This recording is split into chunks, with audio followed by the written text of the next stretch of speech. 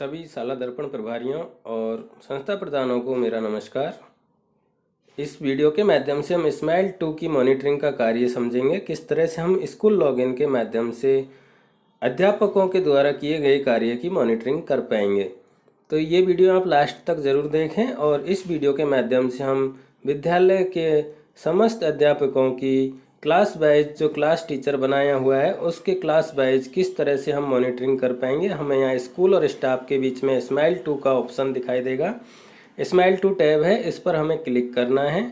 यहाँ पर मैं इसके साइज बढ़ा लेता हूँ आपको दिखाने के लिए। और यहाँ पर हमें स्टाफ और स्कूल के बीच में स्माइल 2 का ऑप्शन दिखाई दे रहा है, ये टैब है, इस पर हमें क्लिक करना है। मॉनिटरिंग का कार्य हमें करना है स्कूल लॉगिन के माध्यम से और इस पूरे वीडियो के माध्यम से हम क्लास वाइज मॉनिटरिंग करना सीखेंगे। तो यहाँ पर जब हम स्माइल 2 पर क्लिक करेंगे हमें दिखा स्माइल टीचर स्टूडेंट मैपिंग।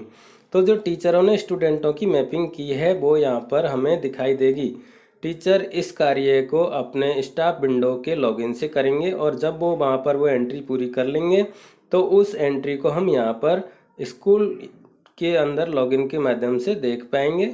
यहाँ पर सारी क्लासेज हमें दिखाई दे जाएंगी और क्लासेस के बाद में सेक्शन सेलेक्ट करने का ऑप्शन है। जिस क्लास की हमें मॉनिटरिंग करनी है, देखना है कि उस अध्यापक या क्लास टीचर ने अपना कार्य किया है या नहीं किया है, तो उसको हम यहाँ से देख पाएंगे। सेक्शन सेलेक्ट कर लिया है। जैसे ही अब हम यहाँ इधर क्लास टीचर सेलेक्ट करेंगे, क्लास 6 के लिए हमने जो क्लास टीचर बनाया है उस क्लास टीचर को यहाँ से सेलेक्ट करना है। 6 क्लास कक्षा 6 के लिए हमने जो क्लास टीचर बनाए हैं उनको हमने यहाँ से सेलेक्ट कर लिया है और उसके बाद में हम शो बटन पर क्लिक करेंगे। जैसे ही शो बटन पर क्लिक करेंगे हमें नीचे विद्यार्थी का नाम, अभिभावक का नाम, उनके मोबाइल नंबर, विद्यार्थी का एसआर नंबर ये दिखाई देगा। उसके बाद विद्यार्थी का शिक्षण से संबंधित कार्य का कॉलम है और उसके बाद होमवर्क से संबंधित कॉलम है। तो इस वीडियो में यहाँ पर उसके बाद में जो हम दिखा रहे हैं विद्यार्थी का शिक्षण सामग्री अधिगम का माध्यम, तो यहाँ पर ये खाली दिखाई दे रहा है और विद्यार्थी का गृह कार्य प्राप्ति का माध्यम ये भी खाली दिखाई दे रहा है। इसका मतलब ये है कि उस संबंधित क्लास टीचर ने अभी तक इनकी मैपिंग नहीं की है और अभी तक उन्होंने इससे संबंधित कोई भी वर्क नहीं किया है। इसलिए इस कक्षा के जो स्टूडेंट हैं उनके ना तो सामग्री से संबंधित डिटेल शो हो रही है, ना ही उनके होमवर्क से संबंधित कोई डिटेल यहाँ पर शो होगी। इसलिए हम अगर ये कार्य करवाना चाहते हैं तो संबंधित क्लास टीचर से कहेंगे कि वो अपना कार्य अपने स्टाफ लॉगिन पर जाकर करें। तो यहाँ पर मैंने जो क्लास 6 सेलेक्ट की थी इस पर ये कार्य नहीं हो रहा है। मैं अब यहाँ से क्लास चेंज कर लेता हूँ और दूसरी क्लास का देखता हूँ कि यहाँ पर क्या हो रहा है। तो मैंने यहाँ क्लास 7 सेलेक्ट की है और क्लास 7 में हमें होमवर्क और दोनों के ऑप्शनों में कुछ में कॉलम दिखाई दे रहे हैं और कुछ में कॉलम खाली दिखाई दे रहे हैं। इसका मतलब यहाँ पर पूर्णतः कार्य नहीं हुआ है, किसी विद्यार्थी को छोड़ दिया गया है और किसी विद्यार्थी के सेकंड नंबर की डाटा सेव नहीं हुई है। तो सेव करते टाइम स्टाफ विंडो पर वहाँ पर ध्यान रखना होगा, एक एक को सेव करना होता है। जल्दीबाजी में करते हैं तो सेकंड नंबर वाला सेव नहीं हो पाता है।